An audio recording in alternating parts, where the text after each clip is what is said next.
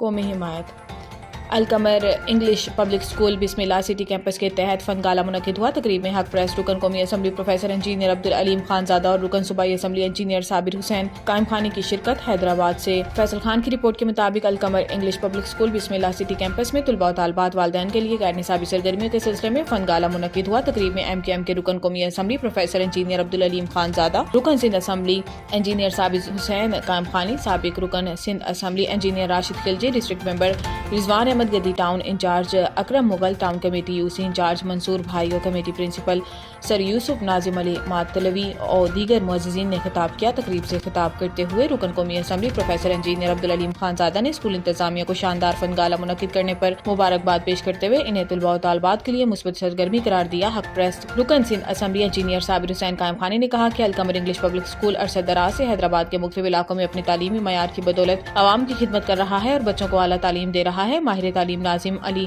ماتلوی نے بھی فن گالا کو سراہا۔ تقریب میں بچوں کو صحت مندانہ تفریح اور ذہنی نشو و نما کے لیے مختلف اقسام کے اسٹال لگائے گئے۔